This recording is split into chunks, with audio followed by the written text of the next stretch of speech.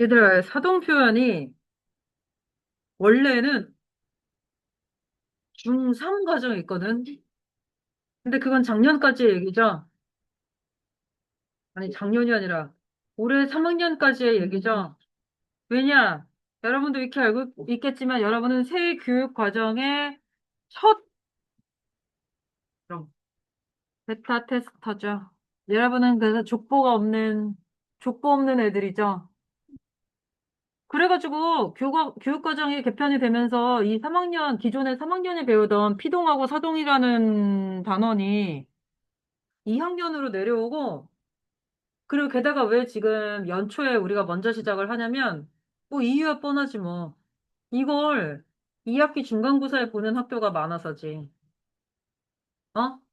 여러분들 학교마다 출판사는 다르지만 대부분의 학교, 아무튼 우리 학원에 많은 학생들이 이제 보고 있는 교과서가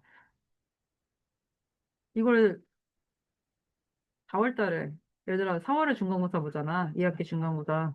그래서 이것도 우리가 문법은 기본적으로 2달 하니까 첫 달은 기본, 두 번째 달 심화. 그래서 이거 2달 하면 아마 내신 대비 3월. 내신 대비 체제로 우리는 다 흩어졌다가 학교별로 흩어졌다가 다시 만나는 경험을 또 하겠죠? 다시 만나면 5월이 돼 있을 거야, 아마. 5월, 4월 말, 5월.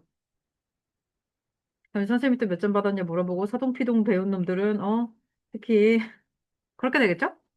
그래서 지금 이번 달은 오늘 이제 2학년하고 3학년이 새 책 받았는데 문법이 똑같아.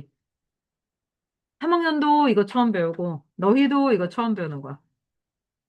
근데 이 사동표현이라는 거 하기 전에 먼저 좀 복습을 해야 될 게 있어요, 얘들아. 그게 뭐냐면 복습, 그래, 복습이란 복습이지. 우리가 하긴 했으니까. 근데 신입생들이 이제 모를 수가 있는데 얘들아 잠깐 품사를 복습을 해보겠어. 품사에 우리말에 품사 몇 개냐? 어쭈 그리. 작년에 거의 6개월을 품사를 했는데, 어? 9개죠? 부품사죠. 자, 형태, 기능, 의미에 따라 나누는데, 의미에 따라 나눈 게 9개였죠. 그래서, 체연에 뭐 있다? 3개? 얘들아, 몸통 역할을 하는 체연에, 명사, 어, 대명사, 수사. 그리고, 활용하는 용언에, 기본형이 있는 용언에 뭐뭐 있다? 동사와 형용사. 자, 벌써 5개 써. 그 다음에 수식하는, 자, 하나는 체언 수식하고 하나는 용언 수식하는, 체언을 수식하는 게 뭐다? 관형사, 용언 꾸미면 부사지. 여러분 영어에서 해서 부사는 잘 알아요. 거의 역할도 비슷하고. 근데 좀 약간 저희가 느리네, 반응 속도가. 그리고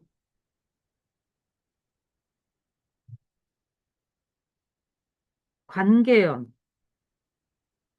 없어도 되지만 있으면 문장 간의 관계가 잘 드러나는 게 뭐다? 조사. 마지막 독립어니 감탄사. 전부 학교에서 작년에 시험 보고 했죠. 이걸 근데 시험 범위에 안 는 학교가 경원이죠. 희한한 학교라고 할 수가 있죠. 원래 그 정도는 아니었는데. 그게 아니라 오히려 그 반대에 가까웠는데. 공부 엄청 하고 시키던 학교였는데. 1학년 시험에서 품사를 안 보다니. 아무튼 그런데, 이, 얘들아, 문장 성분이라는 거는 이 조사가 결정을 해줄 거야. 그래서 우리가 패턴 국어를 하면서 봤어. 조사 중에는 격조사와 보조사라는 게 있어. 격조사는 문장 성분을 만들어주고, 보조사는 격조사에다 플러스 알파의 뜻을 더해줘. 무슨 말이냐? 기다려봐. 선생님이 이제 문장 성분에 대해 알려줄게. 품사는 무슨 무슨 사로 끝나고, 자, 끝글자를 통일합니다. 문장 성분은 7개가 있는데, 그래서 오늘 3학년은 이거부터 시작했어요. 자, 문장 성분은 총 7개가 있고 무슨 무슨 어로 끝나. 여러분이 아는 그거야, 바로. 주어, 서술어, 목적어, 보어, 관용어, 부사어, 독립어. 최소 여기서 주어, 서술어, 목적어는 들어는 봤을 거야. 뭔지 알고 있다면 그 알고 있는 그대로야. 영어에서 배운 그대로라고.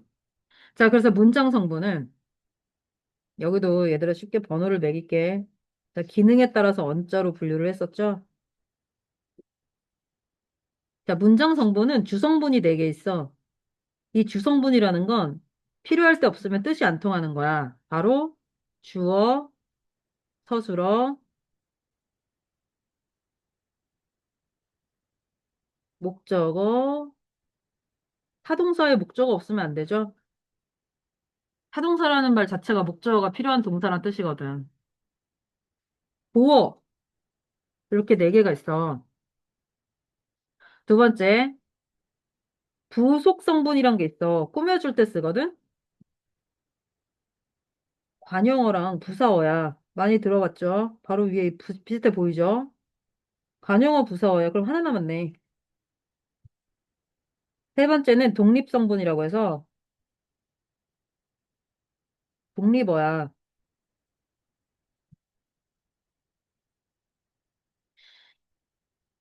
근데 얘들아, 이 문장 성분이라는 건 일단 다 봐봐. 어자로 끝나.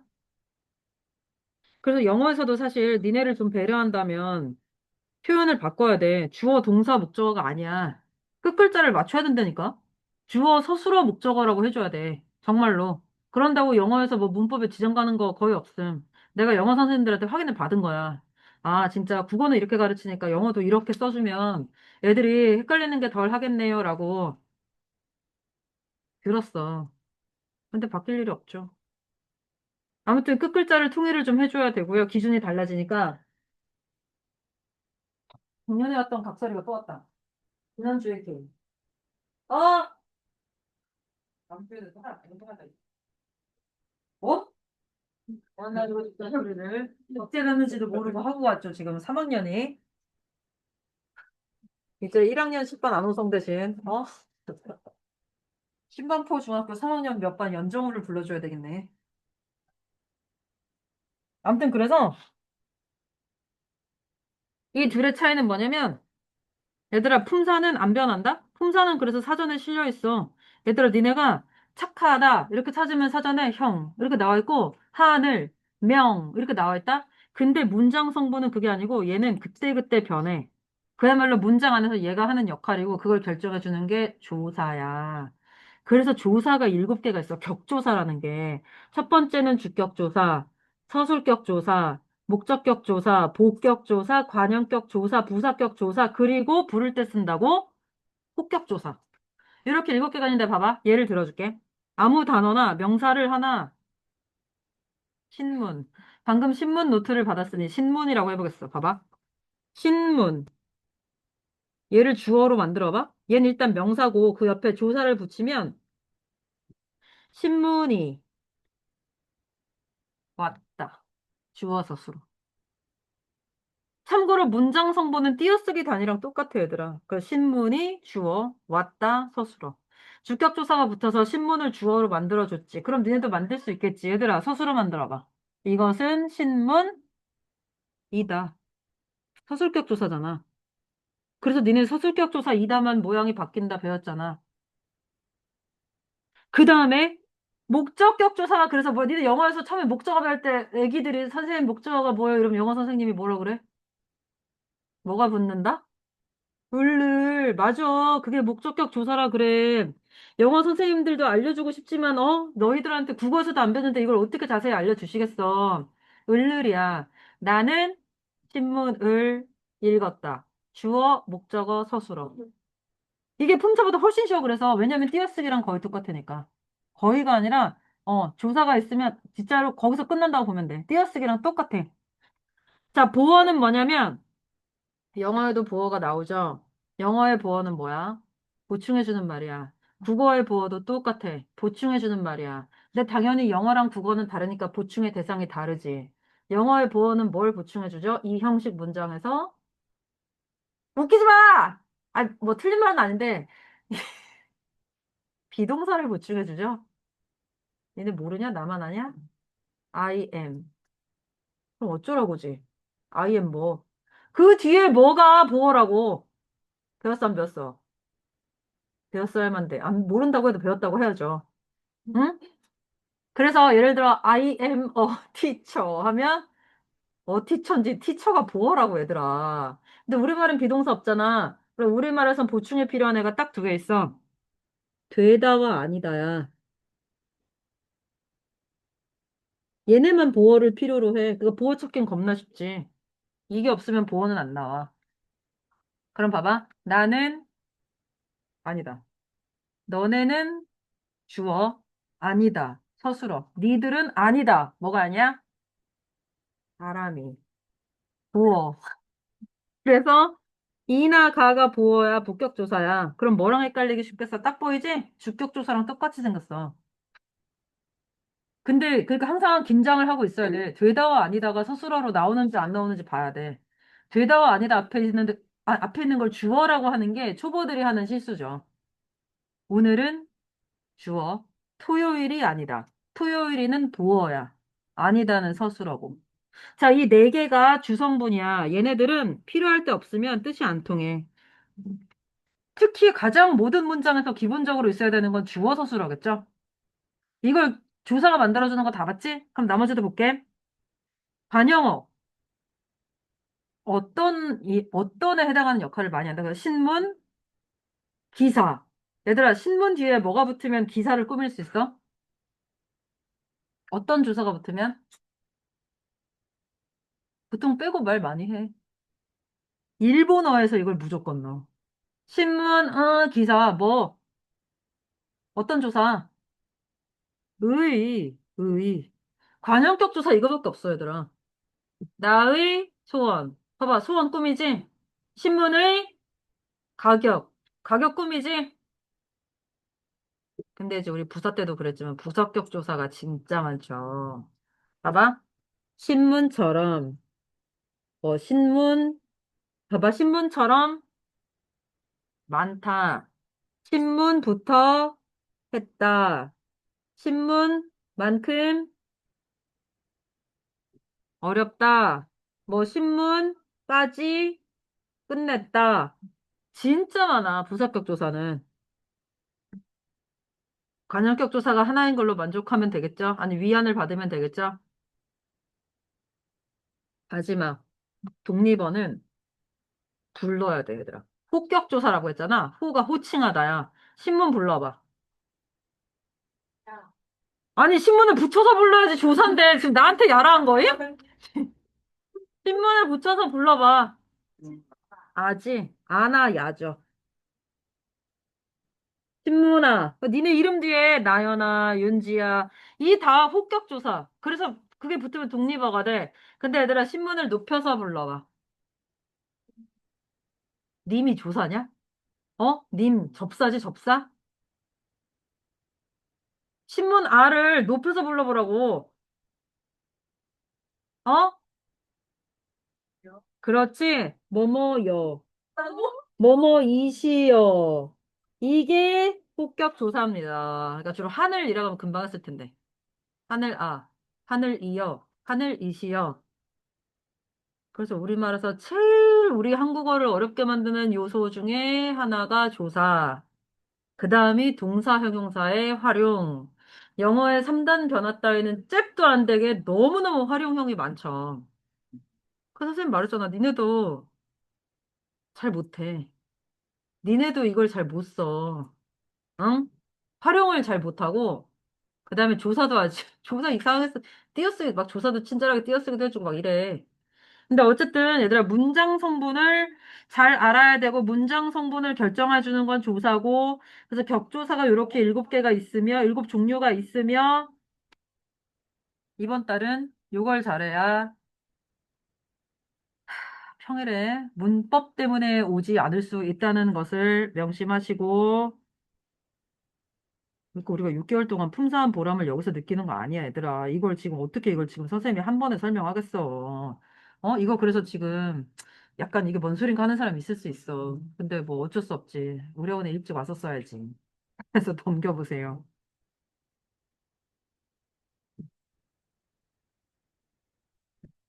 그래, 사동 표현은, 그러니까 우리가 이번 달 수업이 3주로 돼 있어. 책 보면 알겠지만 3주 동안 첫째 주는 사동, 두 번째 주는 피동, 그럼 세 번째 주는 사동, 피동을 잘못 쓰는 경우. 그럼 사동, 피동 처음 들어보잖아, 얘들아. 사동은 사역동사, 사역동사. 피동은 수동태.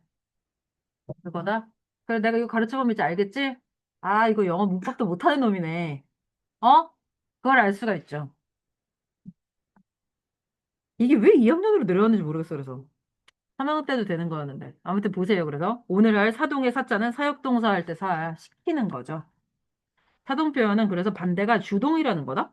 주동은, 그래서 밑에 줄 쳐봐. 주동은 스스로란 말이 나올 거야. 자기 주도 학습할 때. 스스로 하는 게 주동인데, 사동은 시키는 거야.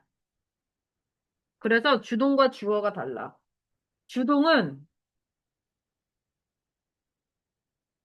주동은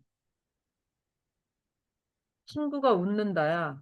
근데 이걸 사동으로 바뀌면 주어는 뭐가 돼야 되냐면, 친구를 누가 웃긴다라고 해야 돼. 주어가 달라져. 그 숨어있던 주어가 나와야 돼. 그 사건의 배후가 등장해야 돼. 알겠죠? 그래서 사동문을 만드는 형태는 크게 세 개가 있어요, 얘들아. 첫 번째는 자동사인 경우, 타동사인 경우, 명사인 경우가 있는데, 세 번째 거부터 볼게. 명사인 경우에는 우리가 사동문을 만드는 접사. 얘들아, 우리 합성어 파생할 때 선생님이 접사 맨날 세모했던 거 알죠? 어근의 접사. 그래서 접사명상 짝대기가 붙잖아. 짝대기 시키다. 요거. 이게 명사에 붙으면 사동의 의미가 돼. 선출을 시키다. 그럼 내가, 얘들아, 우리 투표하자. 니네는 선출을 하는 애들이야. 투표권이 니네한테 있잖아? 선생님은 니네한테 이 중에 회장을 뽑게 선출을 시킨 거야. 난 투표 안 했으니까. 이해돼? 그래서 선생님이, 야, 니네는 그럼 선생님이 잘하는 시키다는 뭐가 있어? 그거는 그냥 시키다잖아. 접사인 시키다가 아니고, 명사 뒤에 시키다. 자, 탈락시키다. 내 전문. 탈락시키다. 퇴원, 퇴원시키다. 전문은 아니고, 이건 자업자득이고. 퇴원시키다. 근데, 여러분이 잘하는 시키다를 아빠네 물어봤더니 딱 나왔지. 배달시키다. 배달시키다가 나왔습니다. 맞아. 그러면 이거는 명사 뒤에 얘네들은 어떻게 동사를 만들 수가 없잖아. 사동사를. 그래서 짝대기 시키다라는 접사를 써가지고 사동사를 만드는 케이스가 있어. 그럼 봐봐. 선생님은 여러분을 지금 교육을 하고 있죠? 그럼 여러분 교육을 시키는 사람은 누구야? 엄마, 아빠가 돈 주고 공교육이든 사교육이든 맡기시면 시키는 거지. 근데 엄마, 아빠가 교육 하실 때도 있지. 무슨 교육? 그렇죠. 가정교육이죠. 그러니까 하다와 시키다의 차이를 알겠지. 얘들아, 시키다는 정말 내가 안 하고, 내가 안 했을 때만 시키다를 쓸 수가 있어. 그러니까 여러분이 제일 잘못하는 시키다가 뭐야? 여자, 남자 소개시켜줘. 아니죠? 뭔 소개를 시켜줘. 그럼 너 나가서 자기소개해. 이런 소리잖아. 나, 여자, 남자 소개해줘. 라고 해야지, 친구한테. 친구한테 소개를 해달라고 하지. 친구한테 소개를 시키라고 하면 그 대상한테 가서, 야, 너 제가 네 자기소개 하랜다. 너 아무튼 뭐 상상하지도 못했던 상황인 거죠. 그래서 이 시키다. 두 번째, 얘들아, 울다 있지? 울다를 울다가 주동이라면 울게 만들면 세 글자로 바꿔봐. 떴잖아. 나 선생님이 말하면서 답을 쓴다니까. 울다가 울리다지. 그치? 그럼 이 관계를 봐봐. 처음에 아이가 운다라는 말이 있어. 아이가 운다 하면 주어 서술어로만 되어 있는 문장이죠. 두 덩어리죠. 주어 서술어지. 근데 이거를 사동문을 만들면 울리다로 바뀌면서 그럼 누가 울렸는지가 나와야 돼. 그래서 가상의 주어가 있어야 되는데 보통은 시험 문제에서 그걸 줘. 자, 주어는 엄마가 로해서 만드세요. 이렇게 나와. 그러면 어머니가 아이가는 뭐가 돼? 아이를로. 자, 주어가 목적어로 바뀐 거 확인됩니까? 어머니가 아이를 올린다. 주어가 자동문, 아니, 자동사의 주동문의 주어는 사동문의 목적어가 됩니다. 그럼 이제 운다가 아니라 울다가 아니라 입다 같은 타동사인 경우 볼게요. 얘들아, 입다는 왜 타동사냐면 나는 입는다 이런 뜻이 안 통해. 입다에 뭐가 필요해? 뭐를 입는 게 필요해. 겉옷을 입는다. 잠옷을 입는다. 뭐 있어야 되거든. 그래서 목적어가 있어야 되는 경우에 그래서 얘는 세 덩어리지. 주어, 목적어, 서술어지. 그러면 입는다, 입다는 얘들아 피동으로 바꾸면 뭐야? 아니, 피동이래. 미안. 다음 주에 할 거야, 그건. 입다를 사동으로 바꾸면 입게 하는 거니까 뭐야? 강아지에게 옷을? 입히다지. 그럼 입히다가 되면 또 이제 주어는 어머니라고 여기서 주어졌어. 그래서 어머니가 아이에게 옷을 입힌다라고 여러분은 만들 수가 있어. 그럼 뭐가 어떻게 바뀌었나 잘 봐. 아이가라는 주어가 아이에게라는 부사어로 바뀌었어. 그리고 옷을이라는 목적어는 그대로 옷을이라는 목적어야. 안 바뀌었어. 그래서 어머니가 근데 여러분은 이제 선생님 이게 부사어인지 어떻게 알아요? 라고 처음에는 헷갈릴 수가 있는데 위치를 바꿔봐. 원래 부사어는 용언을 꾸미잖아? 그러니까 어머니가 옷을 아이에게 입힌다. 이게 원래 맞는 순서인 거죠. 근데 부사도 그랬지만 부사어도 위치가 자유로운 편이라 함정 파기가 진짜 쉬워. 아이에게를 심지어 맨 앞에 써도 돼. 아이에게 어머니가 옷을 입힌다. 그럼 니네 항상 주어가 맨 앞에 나온다라고만 외우고 있으면 완전 틀리겠죠. 그치? 심지어 어머니가 옷을 입힌다 아이에게 이럴 수도 있어. 그래서 뭔가 좀 이상하다 싶으면 부사인지를 항상 부사어인지 의심을 해봐야 돼. 자, 그럼 이렇게 사동사를 만드는 방법에 대해서 오른쪽에 볼게요. 이게 마지막인데 세 가지 방법이 있다. 근데 2번은 이미 했어요. 명사에 시키다. 얘들아 짝대기 시키다야. 그래서 띄어쓰기를 하면 안 되는 거야. 그냥 짝대기 없는 시키다는 동사고, 어? 짜장면을 시키다. 이런 거 있잖아. 그건 하나의 동사고, 그게 아니라 띄어쓰기를 못하는 접사, 무슨, 뭐뭐답다, 뭐뭐롭다, 뭐뭐스럽다처럼 뭐뭐 시키다라는 접사가 있는 거야. 그래서 봐봐. 선생님은 여러분을 이해를 시키고 여러분은 이해를 하죠. 나만 사동. 그지? 그 다음에 오염을 시키는 건 조금, 오염을 보통 그 주체가 오염을 한다고 하는데 이건 오염시키다로 잘못 쓰는 사람들이 되게 많아요. 어? 그 다음에 뭐 매연이 공기를 오염하다라고 쓰는 거야. 그래서 오염시키다가 아니라. 근데 오염하다를 잘 안 들어봐서 니네가 좀 이상할 거야. 등록을 시키는 건 여러분 부모님한테 카드를 받아서 여러분이 오는 거잖아. 등록을 직접 하잖아. 부모님이 등록을 시키시는 거지. 그런 차이가 있습니다. 교육시키다는 했고. 그 다음에 얘들아 만능치 특히 알려줄게. 사동에서 어간에 뭐뭐 하게 하다를 쓰면 무조건 사동이야. 무조건. 그럼 경찰이 차를 멈추게 하다. 이거 2번 방법으로 바꿔봐야 돼. 멈추게 하다를 명사시키다로 바꿔봐. 어휘력. 경찰이 차를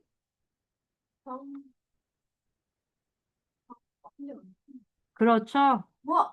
정지시키다죠. 아, 앞에 일단 그 의미의 명사를 넣어야 될 거 아니야. 아빠는 멈춤시키다 나왔죠. 진짜. 정지시키다죠. 그것도 가능해. 아니, 진짜 어휘력 문제, 어휘력 문제.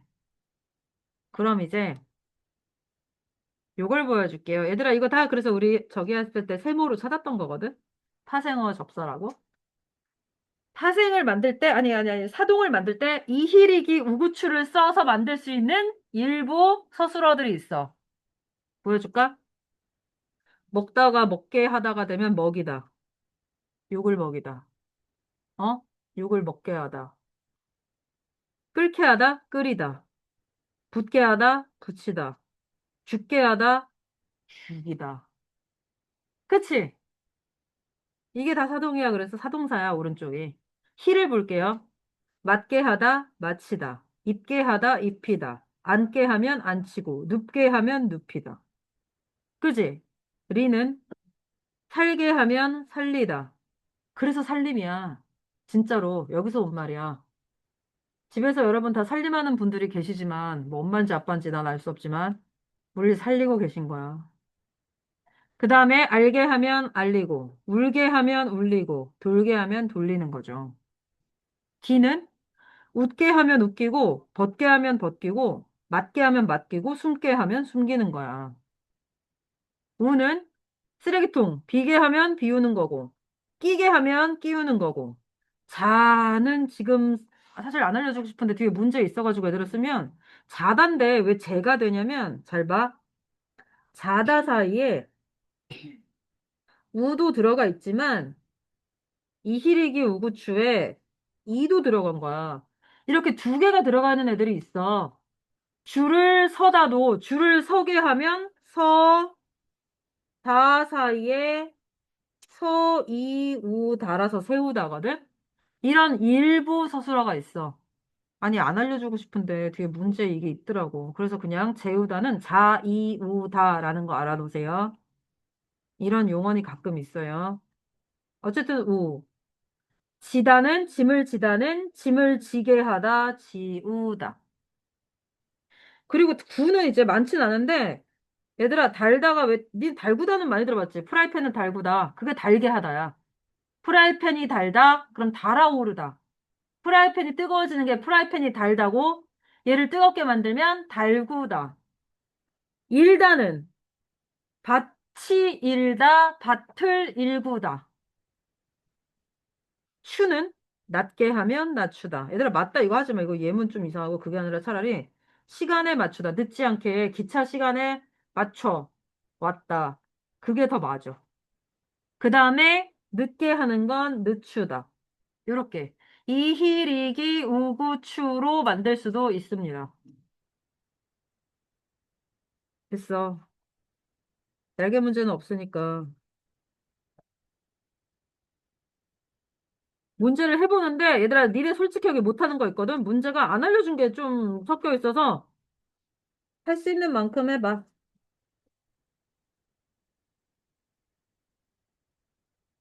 근데 어쨌든 이번 달에 문장 성분을 좀 잘 기억해야 됩니다. 모르겠으면 패턴 국어도 한번 보세요. 거기 품사 부분에 있어. 조사할 때 한 거.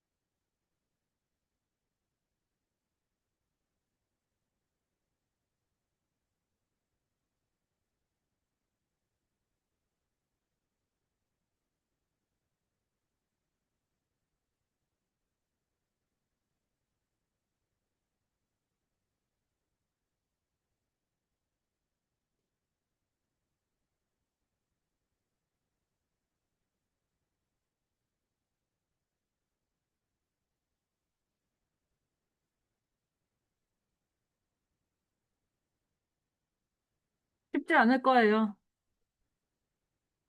문장 성분도 저기 한번 제대로 아직 안 봤는데 바로 들어가서.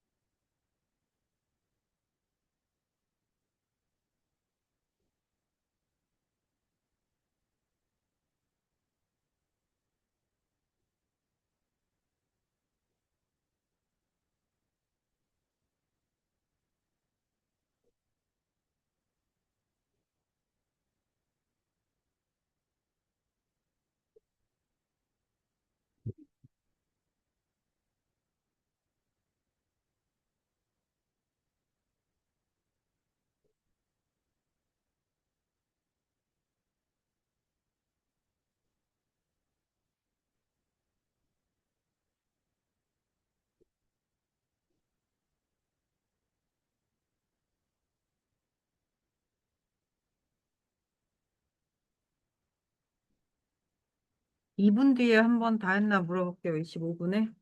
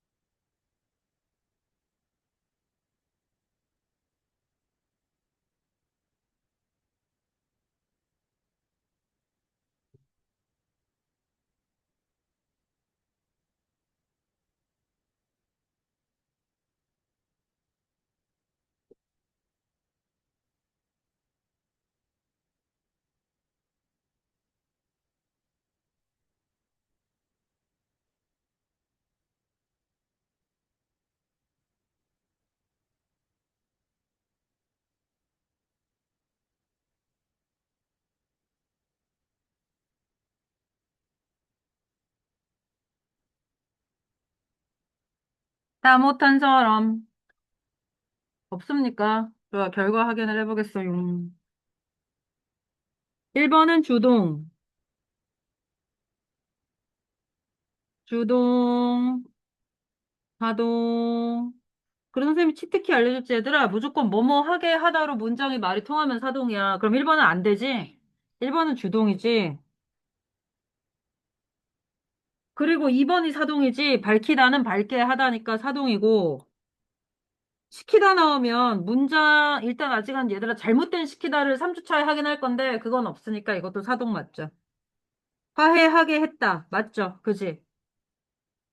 그 다음에 1번은 이런 경우에 이제 얘들아 주어를 안 준 경우야. 여러분이 가상의 주어를 만들었어야 돼요. 내가 토끼에게 풀을 여기서 갑자기 먹였다를 쓰면 안 돼요. 시제를 맞춰요. 시제. 이게 먹는다가 현재잖아. 먹인다. 주어는 아무거나 상관없어. 뭐. 그게 바로 다음 주에 할 피동이죠. 니는 지금 사역동사 쓰려니까 수동태 쓴 거라니까. 그래서 이 두 단원이 왜 상관이 없는데 같이 묶여 있는지 알겠지? 우리말에서는 먹이다도 있고 먹히다도 있어. 먹이다는 사동이고 먹히다는 피동이야. 마, 누가 토끼에게 풀을 먹게 하다, 먹인다. 그래서 니네 사동하고 피동 배운 다음에 두 개가 문제가 섞여서 나올 거야. 그럼 이제 송윤아 같은 사람은 낚이기 쉽죠? 그다음에 자세가 낮다는 자세를, 이거는 주어 없어도 돼. 뭐 썼어도 괜찮고, 내가 자세를 낮추다. 낮게 하다, 낮추다. 다음, 사동문에 해당하는 건 몇 번? 3번이죠. 먹게 하다. 달팽이에게 상추를 먹게 했다. 나머지 아닙니다. 다음, 사동인 거. 5번이네. 돌게 하네. 2번으로 한 사람은 이게 만약에 사동이면 이거야. 왜 너는, 자, 사라진 주어. 왜 너는 순철이에게만 짐을 지우느냐. 지게 하느냐. 이거 그냥 주동의다 얘들아. 6번. 1번 맞지? 2번. 기억의 주어 병아리가는 병아리에게로 바뀐 거 맞고 부사어. 기억의 목적어 모이르는 니은의 그대로 목적어인데요. 아닌데요. 안 바뀌었는데요. 그 다음 7번. 아이에게 밥을 먹게 하셨다, 입게 하셨다 1번이네. 입게 했다. 다음 발표하기. 5번이죠? 잘못 고쳤죠? 그리고 이건 사동도 아니야. 이게 바로 역시 다음 주에 할 피동이야. 쓰다, 쓰이다. 그 다음 2번. 둘 다 새로운 주어인 엄마가가 등장한 거 맞죠? 1번 맞다. 2번. 기억, 니은이 전부 목적어가 돼. 기억은 아기르로 목적어 맞는데 여긴 아기 애긴데 부사어인데. 땡. 3번도 맞지? 이 두 번째 게 다 뭐뭐 하게 하다로 지금 만들어져 있죠? 그 다음에 기억 맞지? 옷을은 그대로 옷을이지? 목적어지. 다음 3번. 얘들아, 니네 리을을 헷갈렸을 수 있는데 이거 아직 안 했어. 이게 다음 주에 할 그 피동이야. 그래서 답은 1번이야. 이희리기도 얘들아 피동이야. 타동은 이희리기 우구추야. 됐냐? 이 심화 문제가 문제야. 아직 안 해가지고. 자, 보세요. 1번 맞죠? 2번은 사동 전미사가 두 개 붙어서 아까 이희리기 우구추 중에 이랑 우가 붙은 거죠. 자단데, 자고인데, 자이우고죠. 3번도 맞죠? 깎이다, 깎게 하다. 답이 4번이거든? 야, 스스로 입게 하면 이건 할머니가 입혀준 거 아니잖아. 근데 이거 안 알려줬어. 얘들아, 의미가 중의적으로 나타난다는 게 그 이희리기 우구추 있지? 타동 만들 때 이희리기 우구추는 의미가 중의적이야. 중의적이란 말은 의미가 두 개 이상이란 뜻인데 바로 직접 사동과 간접 사동이야. 만약에 얘들아 봐봐. 이게 국어책에서 잘 나오는 예문인데 엄마가 아기에게 약을 먹인다. 여기서 지금 여러분의 생각은 두 개로 나뉠 거야. 아니, 약을 먹인다인데 높임은 생략했어. 이 이희리기 우구추를 쓰면 먹다 먹이다 얘들아 뭐 낳다 낮추다 이런 거 있잖아. 두 가지 의미가 있어. 바로 직접 사동과 간접 사동이야. 직접 사동은 뭐냐면 엄마가 아기 입 벌려가지고 약을 떠 넣어준 거야. 근데 그게 아니라 아기가 한 5살. 혼자 먹을 수 없네. 얘들아 아기를 동생으로 바꾸겠습니다. 엄마가 동생에게 약을 먹인다. 자, 동생이 1살이야. 엄마가 직접 먹을 수밖에 없어. 근데 동생이 20살이야.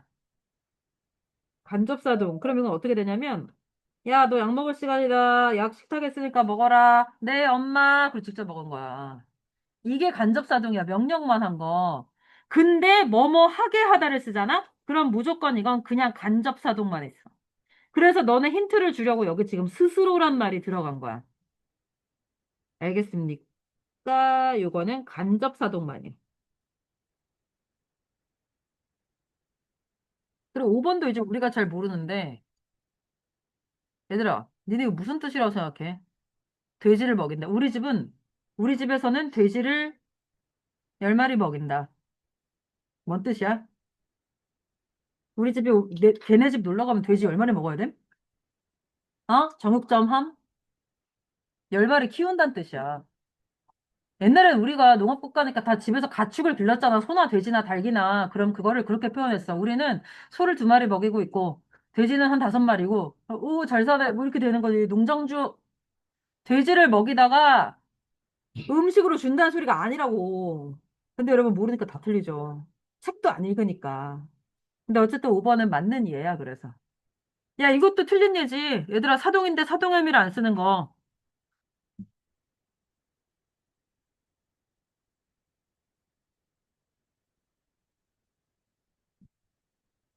웃기다. 사동인데. 친구한테 이렇게 말하죠. 너 참 웃긴다. 하하하하, 너 참 웃긴다. 뭘 웃겨, 걔가. 누굴 웃겨? 너 참 나를 웃긴다. 재밌다는 의미로 쓰잖아, 사실. 근데 그렇게 쓰려면 웃긴다를 쓰면 안 되고 뭐라고 해야 돼? 너 참 우습다. 근데 그런 의미가 다르지. 이런 우스운 인간. 이런 의미로 쓰니까 그냥 웃기다. 야, 그 프로 진짜 웃겨. 웃기다면 목적어가 있어야 돼. 그 프로가 뭘 웃겨, 누굴 웃겨. 어? 그 연예인 진짜 웃겨. 이거 다 사실은 사동이 좀, 사동이지만 재밌다는 의미로 쓰이는 거죠. 그런 거야, 미음은. 그 다음에 2번. 자, 사동, 뭐, S, 뭐, 제로, 뭐, 다 필요 없어. 어렵게 만들려고 이런 거고. 다 아는 거야. 답은 5번인데, 이건 간접사동이니까, 엄마가 옷 주면서, 야, 이거 빨리 입어! 시킨 거야. 그래서 중의성이 없어. 중의성은 여기에 있어. 잎이 샷다에 있어. 이게 두 개야. 엄마가 진짜 단추까지 지퍼까지 다 올려준 거. 아니면 주면서 입으라고만 주지도 않고. 야, 옷장 가서 빨리 입고 와. 이렇게만 한 거. 그거는 여기에 있어, 여기에. 이희리기 우구추에만 있어. 다음, 마지막. 이걸 맞췄을라나? 고3 전국 학력평가고 사실. 얘들아, 이건 안 할게. 견문장. 아직 안 배웠고, 이건 또 설명하는데 좀 오래 걸리거든? 견문장은 됐고, 아, 그냥 할게. 어쩔 수 없다. 내가 까먹고 복태 낼 수도 있기 때문에. 자, 그럼 보세요, 여러분. 기억과 니은을 보니 A의 주어는 동생이야. 니은은 동생이야. C에서는 동생을이야. 동생에게야. 다르네. 동생을은 목적어고 동생에게는 부사어네. 그 다음 2번. 기억과 디귿을 보니 A가 B로 바뀌면 기억과 디귿 서술어의 자릿수가 늘어나는군.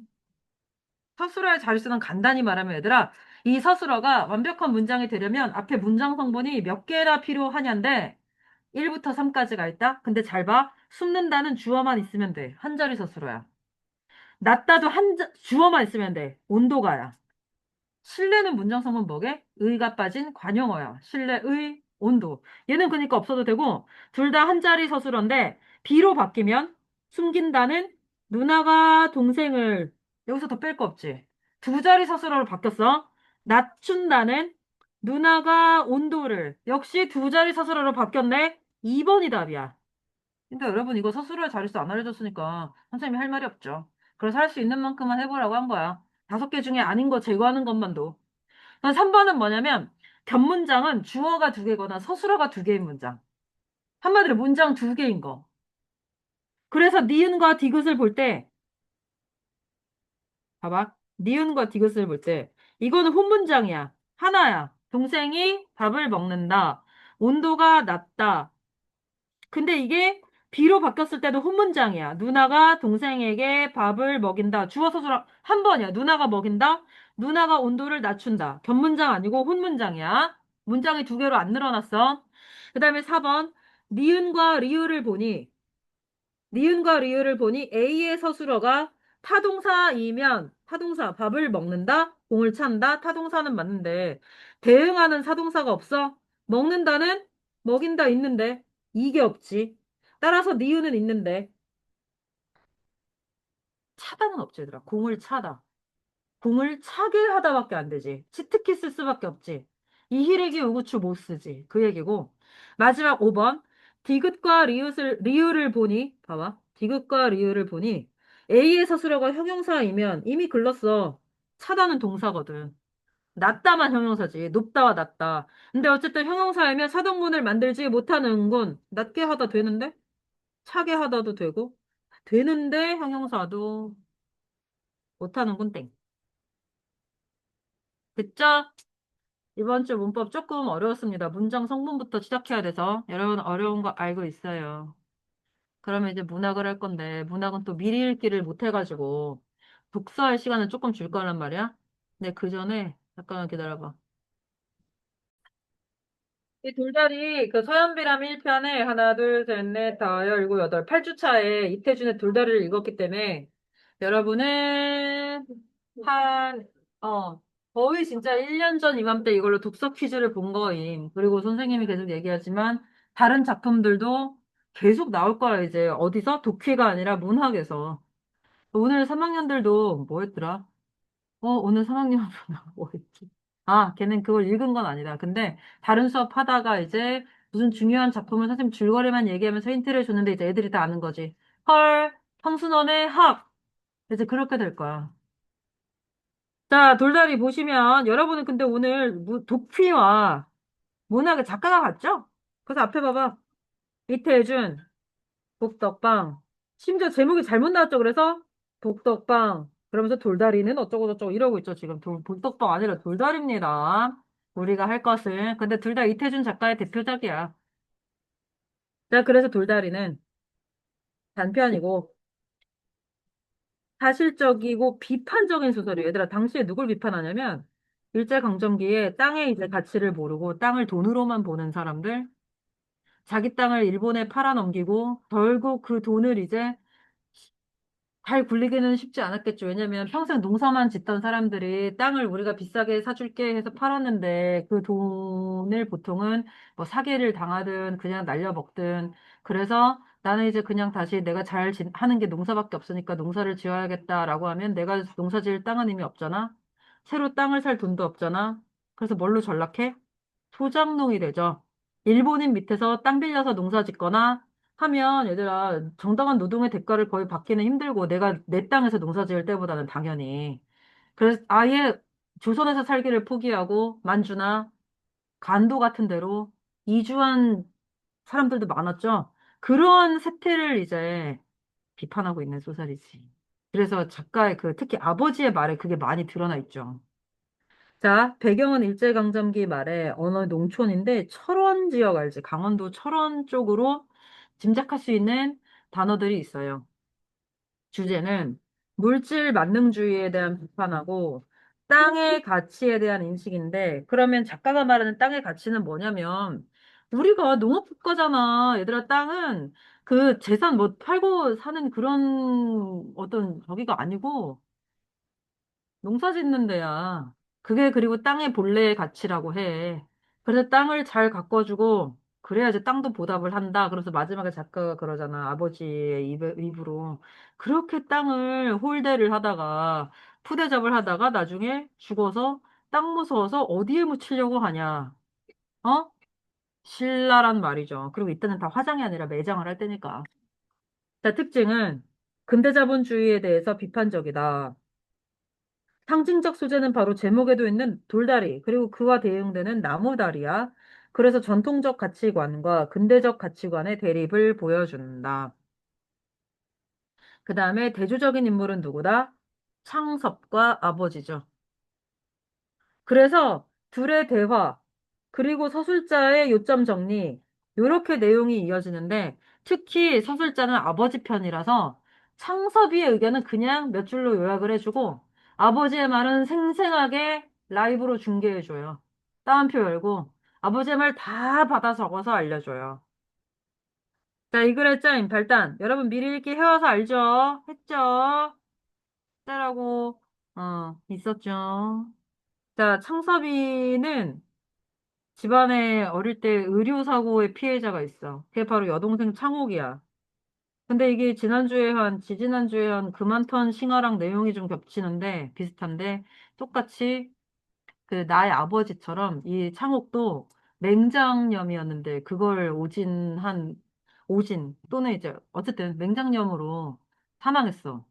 그래서 사실 창섭의 아버지는 이 집안 대대로 농부였으니까 아들도 농업학교에 진학하기를 원했는데, 의전으로 가서 의사가 됐고, 결국 서울에서 맹장으로는 권위자가 됐어. 그래서 병원이 모자라. 입원실이 모자라. 그래서 병원을 확장하려고 하던 차에 마침 적당한 건물이 나왔어. 그런데 왜, 은행에서 대출받는데도 한계가 있어서 결국 아버지의 땅을 팔아서 보태달라고 얘기를 하러 고향에 왔어. 근데 바쁜 의사 선생님이라 당일치기로 왔어. 근데 마을 입구에서 아버지가 돌다리를 고치고 있는 걸 봐. 그 돌다리가 몇 년 전에 장마에 내려앉았어. 근데 돌다리라는 건 우리가 사실 본 적이 거의 없잖아, 얘들아. 실물로. 징검다리가 아니야. 징검다리처럼 이렇게 그 소나기에 나오는 징검다리처럼 띄엄띄엄 있는 게 아니라 정말로 다리로 놓을 만한 여기랑 여기를 연결할 만한 크고 넓적한 그런 바위를 일단 찾아야 돼. 그래서 그 돌 하나를 띡 놓은 거야. 응? 여러분 뭐 깎아서 만든 그런 돌다리 그런 게 아니야. 그래서 본문에 보면 알겠지만 다리에 다리가 막 이만한 돌이야. 이만한 돌이면 다리의 두께가 30cm고 이 두께가 30cm고 폭이 1.8m고 폭이 1.8m고 길이가 기억이 안 나는데 길이가 3m인가?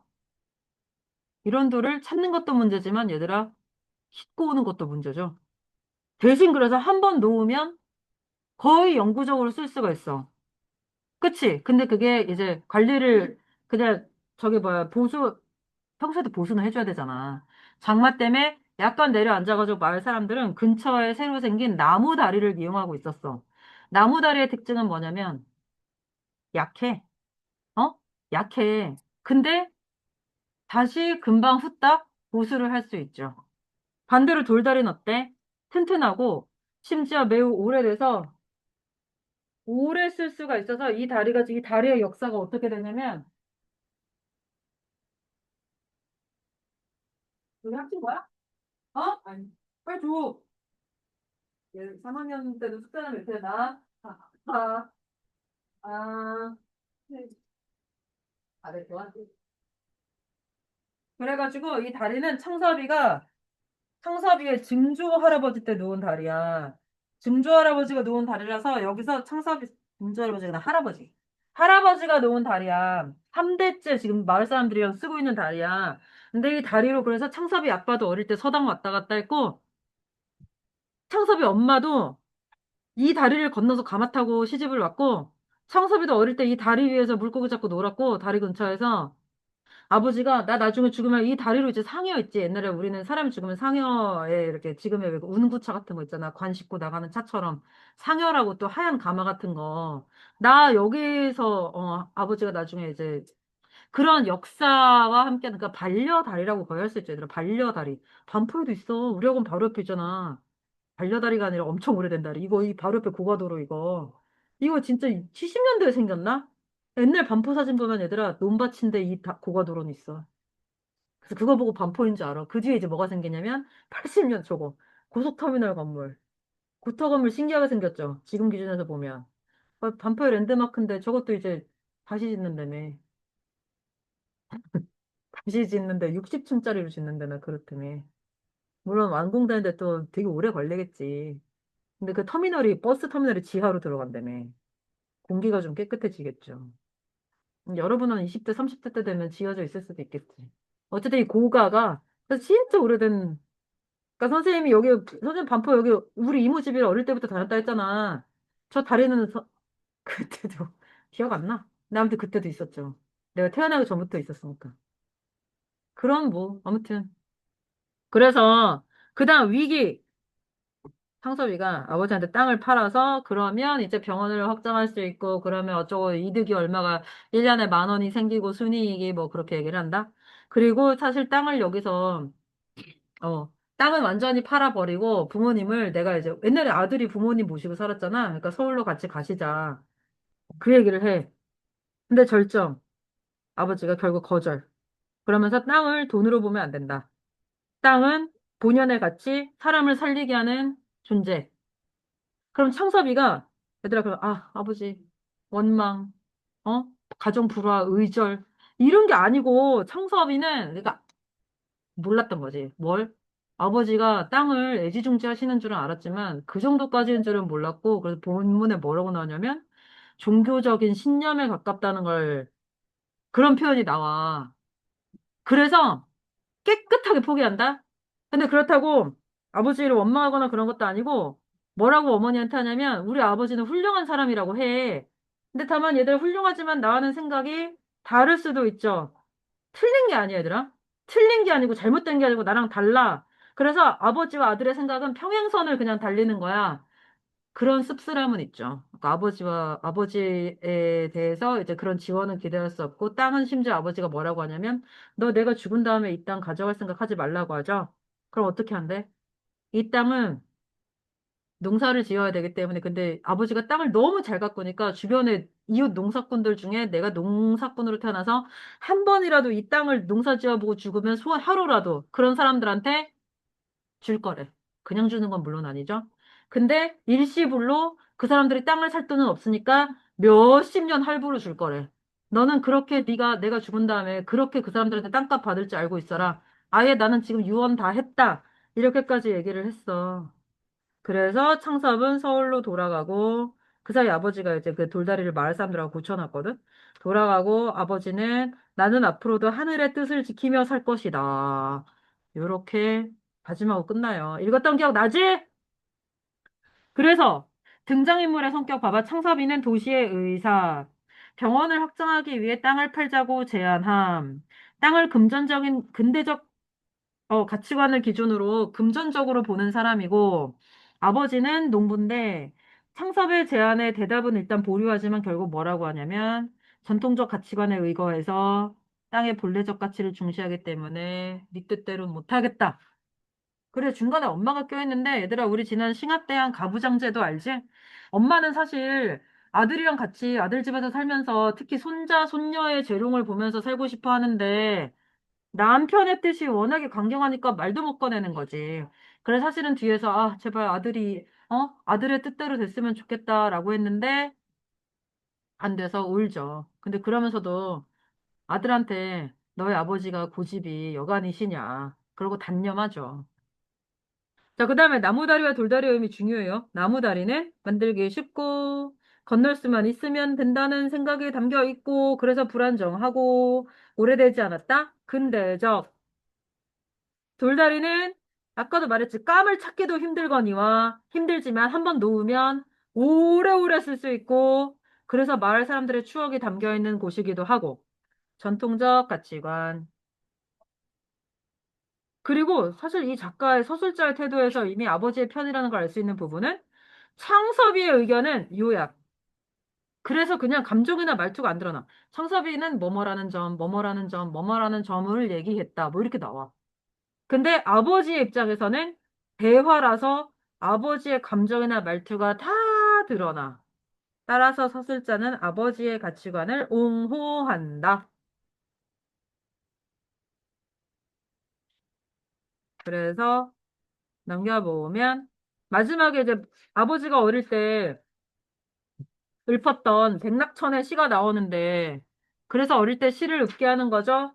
야, 니네 그저께 눈 많이 왔을 때 우리가 눈발이라면 생각했지? 한방눈이 되자 생각했지? 이래서 어릴 때 공부를 시키는 건데, 어? 그래서 지금 백낙천의 시의 내용은 뭐냐면, 새끼 제비들이 다 커서 떠난 둥지에 늙은 부모 제비들만이 남아서, 남아있다. 근데 그 늙은 부모 제비들도 니들이 어릴 때는 똑같이 니네 부모님의 등골 브레이커였다. 뭐 이런 시야. 그걸 떠올리면서 이제 아버지가 나는 하늘의 뜻을 지키며 살겠다. 비록 내 아들은 내가 농부가 돼서 가업을 이어주기를 바란 그걸 받아들이지 않고 의사가 됐지만 나라도 하늘의 뜻을 지키며 땅을 지키며 살겠다. 라고 얘기하고 있죠. 아버지의 인생관은 그래서 뭐다? 자연의 이치에 순응한다. 모든 걸 정성 들여 보살피며 살아야 한다. 땅도 보살피고 돌다리도 보살피고 별말! 땅의 가치를 되새기고 물질 만능주의를 비판한다. 가 되겠습니다. 그럼 본문 간단히 볼게요. 읽어왔지? 읽어왔냐고? 읽어온 사람 손. 하나, 둘, 셋, 넷, 다. 떳떳하지 못해서 이렇게 들고 있는 사람들 모임. 대부분 알고 있는 걸로 하겠습니다. 본문 볼게요. 잠깐 읽어온 사람인데 1년 전에 읽어온 사람 1년 전이라고 생각하고 손든 거 아니죠? 어? 보세요. 자, 마을 이름이 샘마을이야, 샘마을. 샘이 있어서 샘마을인가 봐. 그리고 지나오다 보면 공동묘지가 있는데, 공동묘지에 여동생이 묻혀 있죠. 근데 과거 회상. 방학으로, 그러니까 유학가 있었는데, 방학으로, 아이고, 안 내려갔네, 잠깐. 방학으로 와 있던 여름에 복통이 심해가지고 의사를 처음에 불렀는데 주사만 한 대 놓고 가더니, 그 다음에 더 심해가지고 의사한테 갔더니 자기가 안 오고 환자를 데려오라고 해서 아파 죽겠는 애를 데려갔더니 또 오진을 해가지고 맹장염이 악화되어 사망했죠. 그래서 아버지가 권하는 고등농업학교에 가지 않고 의학 전문학교로 들어갔고 맹장 수술로는 서울에서 손꼽히는 권위자가 되었다. 그러면서 속으로 이제 동생한테 하는 말, 창호가 기뻐해다오. 이번에 내 병원이 좋은 건물을 만나 커진다. 개인 병원으로는 제일 완벽한 장비를 갖춘 수술실이 이루어질 것이다. 그리고 입원실 부족도 해결될 것이다. 너의 사진을 크게 확대하여 내 새 진찰실에 걸어 놓으마. 남매의 정이 아주 돈독한데 이것도 약간 싱어랑 비슷하죠. 자, 그런데 이건 김칫국이었다는 사실. 그래서 길은 넓어졌고 바닥도 평탄했고 근데 이제 이 마을 입구에서 아버지가 마을 사람들하고 잠깐 그 전에 직접 제시, 봐봐. 창섭의 아버지는 근과 검으로 근방에 소문난 영감이다. 근하고 검이 뭔데? 얘들아 참고로 이거 우리가 아는 정약용 선생님이 귀향 갔을 때 아들들한테 내가 뭐 딱히 물려줄 유산 재산은 없고 이 글자 두 개를 줄게 근이랑 검 진짜로 편지 써가지고 글자 두 개를 물려줬어. 무슨 근에 무슨 검이게 힌트 근검 절약 무슨 근? 개근상 할 때 근. 땡! 부지런할 근. 부지런할 근! 부지런하게 학교를 안 빠지고 가니까 그 개근이지. 검은. 뭘, 칼? 죽을래? 어? 칼이라는 글자를 유산으로 줘? 아니, 저기로 줘, 재산으로? 검소하다의 검이죠? 어휴, 아버지가. 자, 근과 검으로, 한마디로 부지런하고 검소하기로 근방에 유명한데 또 하나 뭘로 유명하냐? 자기 대에, 조상 대에 말고 자기 대에 와서는 땅을 하나도 못 늘려서 그걸로도 유명하대. 그럼 이상하잖아? 아니, 부지런하고 절약하는데 도대체 왜 땅을 못 늘려? 그 이유는 몇 개가 있습니다. 첫 번째. 농부들이 곡식을 이제 저기 키워서 내다 파는데 그것보다 다른 물가가 오른 것도 있고, 두 번째, 자식의 유학 비용. 이게 그 전 세대는 유학이라는 게 없었으니까. 교육비가 많이 들었고. 아들을 의사로 만드는데 돈이 많이 필요한 건 아들이나 딸이나 교육비, 의사 하나 만드는데 돈 많이 드는 건 예전에도 마찬가지였나 보죠.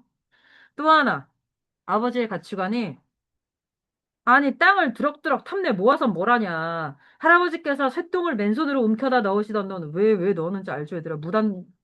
쓰레기 무단투기 아니죠. 걸음이죠, 걸음.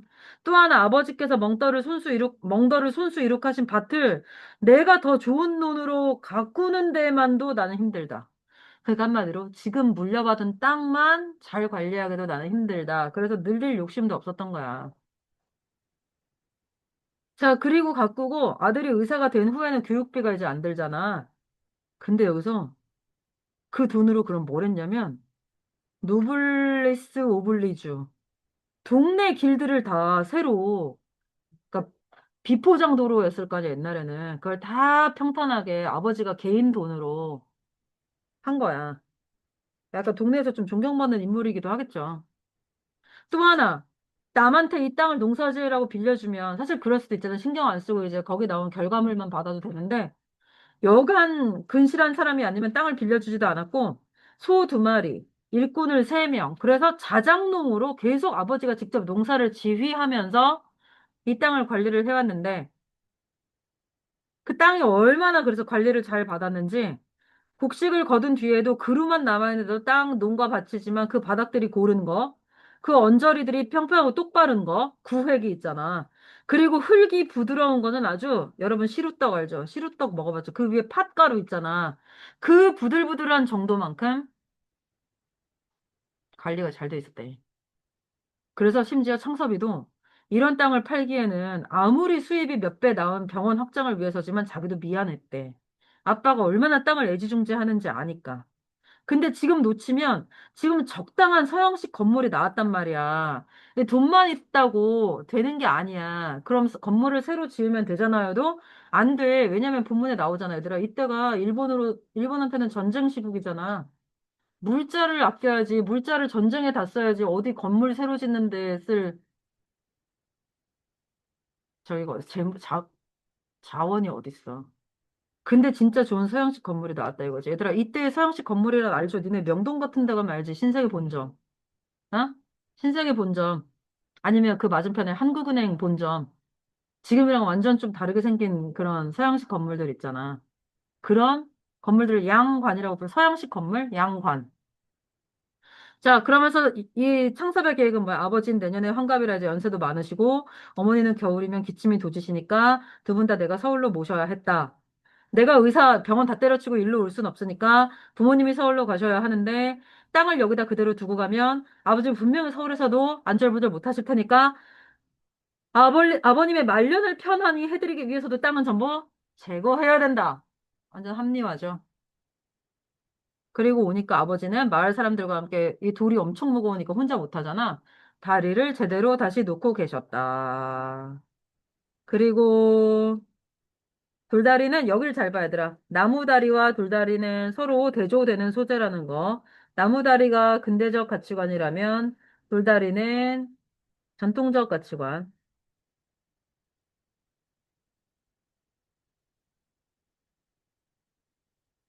그리고 어머니가 이제 아, 왜 혼자 왔냐고 손자 손녀 너희도 할머니 할아버지가 니네 가면 이뻐하시지? 똑같죠. 그래서 왜 안 왔냐고 그랬더니 아 제가 당일치기로 와서 빨리 가야 돼서 그랬다. 그러면서 이제 여기 잘 봐. 여러분 이거 알죠? 여기서부터 이제 뒤까지가 창섭이가 아버지를 설득하는 부분인데 사실 근거가 10개도 넘게 있어. 어? 이거 우리 자이스토리 하듯이 번호표 달면 번호 꼬리 달면 봐봐. 어? 내가 진작 모셨어야 했습니다. 근거 1. 내 부모님이 농토를 버리시고 오는 게 순리다. 2. 병원은 환자가 늘어가는데 입원실이 부족해서 환자의 3분의 2는 돌려보내야 됩니다. 3. 근데 지금 시국에 큰 건물을 새로 짓는 건 일자가 허락도 안 할 거다. 4. 근데 3층 양옥이 하나 났다. 5. 근데 전체가 콘크리트여서 심지어 만약 비상사태에도 방화 방공의 용도로도 쓸 수가 있다. 피난처로도 쓸 수 있다. 6. 선생님 이제 숫자 슬슬 까먹어가지고 6이냐 7이냐. 그 다음에 3층은 이미 직원 숙소였기 때문에 병원, 아니 입원실로 꾸미기도 좋다. 7. 수도와 가스가 다 연결돼 있다. 8. 가격이 저렴하다. 9. 근데 저렴하다고 해도 32,000원이라 지금 병원을 팔아도 돈이 모자라는데 게다가 인테리어도 해야 되고 기계도 다시 들어가야 되니까 32,000원이 따로 필요하다. 10. 시골에서 이 땅을 관리를 하면 1년에 3,000원밖에 못 벌지만 순이익이 내가 병원만 확장을 하면 1년에 10,000원의 순이익을 뽑을 수 있다. 11. 돈은 있기만 하면 아버지한테 서울 근처 가까이라도 내가 새로 사드릴 수 있다. 12. 근데 작가가 전부 요점 정리해줬죠. 이렇게 요약적 제시를 해줬어. 아버지는 생각해 보겠다고 했어. 그리고 다리를 고치고 밥 먹으러 이제 들어왔어.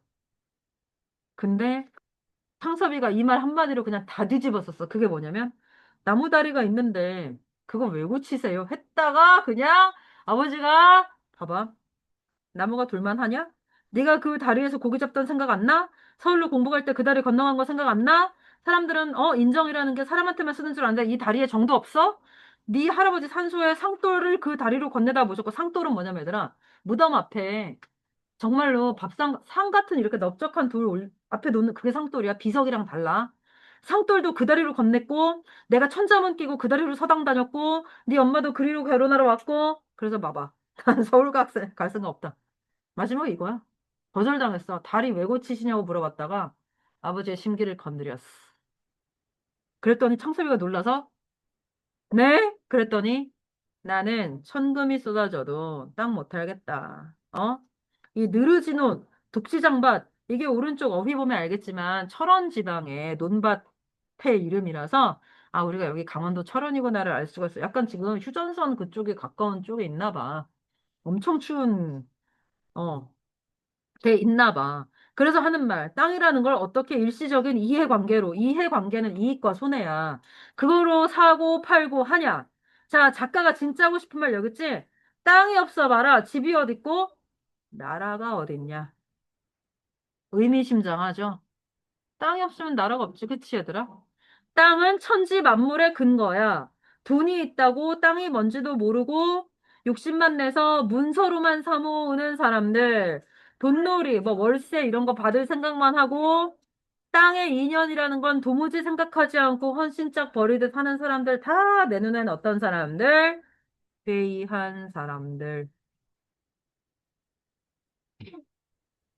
그쵸? 그리고 얘들아 옛날에 부모님이 말씀하시는데 다 듣고 있어야지. 윗사람이 말씀하시면 창섭이가 뭐 놀래기도 했고 할 말도 없고 여기서 이제 싸워봤자 어차피 자기한테 좋을 것도 없고 싸울 생각도 없고 그래서 아버지가 하는 말 네가 누구 덕에 의사가 됐냐 내 덕인 줄만 아냐 밭에가 저라고 논에가 저래라 땅이 너를 의사로 만들었다 그래서 결론 땅을 파는 건 하늘을 파는 거다 그러면서 계속 하는 말.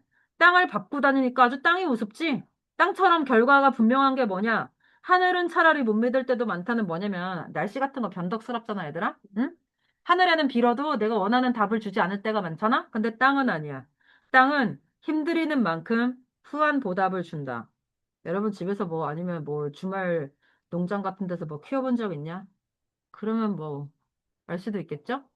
그래서 또 누구를 비판하냐면 지주 있잖아. 근데 지주들이 전부 땅 근처에 살지 않죠, 얘들아. 땅은 자기가 예를 들어서 지방에 있는데 서울 살 수도 있지. 그럼 관리인을 두고 관리인이 땅 관리하게 할 수 있잖아? 그런 사람들도 비판하는 거야. 그렇게 땅을 관리 안 하고 땅에 야박한 놈은 후레자식이다. 땅 입장에서는. 땅이 말을 할 줄 알아 봐라. 배고프단 땅이 얼마나 많을 것이며. 아니 왜? 해마다 거기서 곡식을 걷어만 가고 땅은 황폐해지는 걸 안, 황폐해지든 말든 상관없고 두기 떠나가도 상관없고 걸음도 안 챙겨주고 사회 시간에 그런 거 배우지 않아? 얘들아 이름을 선생님이 까먹었는데 왜 한 2년 연속으로 농사 지으면 1년은 땅을 쉬게 해줘야 되는 거 그런 게 있어. 모작 뭔데 한자인데 기억이 안 나. 너무 오래돼서. 그래서 그때 아는 거죠. 아 땅도 얘들아 계속 뭘 심기만 하면 영양분 다 뺏기는 거지. 땅도 휴식이 필요해. 그래서 그런 관리도 안 해주다가 거기에 농사 짓는 그 한마디로 땅 빌려서 농사 짓는 소작이니, 아, 지주님 땅 좀 관리해 주세요. 땅이 너무 황폐해서 뭐 결과가 곡식이 자라지 않는다. 그럼 어때? 너희 서양 의사들이, 얘들아, 새로운 의사니까 서양 의사겠죠? 서양 의사들이 주사침 놓듯이 뭐를 때려 넣어? 금비라고, 이게 화학 비료야. 당시에 새로 들어왔겠죠? 그럼 그 전에 비료들은 뭐야? 자연에서 왔지. 그치. 근데 얘들아, 그 사람의 동물의 배설물을 그대로 갖다 부으면 도골라서 다 죽죠? 그것도 숙성시키는 기간이 필요하대. 그래서 독이 다 빠진 다음에야 비료로 줄 수가 있대. 그래서 이렇게 큰 국자 같은 걸 퍼서 이렇게 뿌리나 봐. 그런 작업도 옛날에는 니네가 했었어야지. 집안일을 도와야 되니까. 어? 남자애들이 주로 하지 않았을까? 여자애들은 이제 더 쉬운 일하고. 그래서 작가가 하는 말, 그렇게 땅을 푸대접하고는 죽어서 땅이 무서워서 니네 어디로 갈래? 하는 소리죠. 자, 창섭은 입이 얼어버렸고 손만 부볐다. 왜? 땅에는 이해를 초월한 일종의 종교적 신념을 가진 아버지한테 아들한테 땅을 팔자는 말은 이단, 사이비. 어? 아들의 말은 정말 그럴 정도로 받아들여졌던 거죠. 그래서 근데 아버지도 안 돼. 너로서는 어떤 수단을 쓰든 병원부터 확장하려는 게 엉뚱한 욕심이 아닌 줄도 알고 근데 욕심을 부리면 안 된다. 돈이 없으면 없는 대로 그냥 병원 운영해라. 지금 이 소리야. 의술이 왜 인술이야, 얘들아? 이거 어질인자잖아. 의술을 왜 인술이라 그래? 모든 직업엔 다 기술이라는 게 들어가잖아. 그치? 그래서 모든 분야엔 전문가가 있는 거고. 근데 왜 의술만 특별히 인술이라고 불러? 사람을 살리니까. 어? 생명을 살리는 일이니까, 그러니까 너는 더 순탄하고 진실하게 해라. 그러면서 아버지의 섭섭한 마음이 나왔어. 네가 가업을 이어나가지 않는다고 탓하지 않겠다. 너는 너로서 발전할 진로를 적성을 찾았고, 그게 무슨 불량배에 나쁜 사기치는 것도 아니고, 사람을 살리는 활이 나는 인술인데 내가 뭐라고 하겠냐. 다만, 그래도 우리가 3대째, 4대째 농부 집안인데, 그게 끊어졌잖아. 땅 관리할 사람이 없잖아. 그래서 결국 이 땅을 남의 손에 맡기게 되는 그 마음은 내가 슬프다. 어? 슬프지 않다고는 말 못하겠다. 그랬더니 창섭이가 아버지 그럼 안 팔면 되잖아요. 그랬더니 뭐래? 이걸 안 팔면 내가 앞에 말한 그 지주들처럼 서울에서 땅은 그냥 남한테 맡겨놓고 관리도 안 하면서 그냥 돈만 받아 챙기려고? 그래서 안 돼. 그냥 팔 거야. 땅의 가치를 알아주는 우리 이웃들한테 팔 거고 아주 장기로 팔 거고 그게 유언이다. 라고까지 해버렸죠. 자, 그러면서 마지막에 너의 자식의 젊은 욕망을 못 들어주는 게 아버지 입장에서도 섭섭한데 아버지 생각도 아버지의 신념도 존중을 해다오. 그랬더니 옆에서 듣고 있던 엄마는 마지막에 눈물 엔딩. 어? 그러면서 그래. 아버지 고집은 아무도 못 꺾는다. 근데 나지? 아버지는 훌륭한 인물이십니다. 이거 비꼬는 거 아니야. 아버지 생각을 잘 안 거야. 그렇지만, 결별. 속으로 이제, 나랑 아버지는 생각이 너무 다르구나. 거리를 느낀 거죠.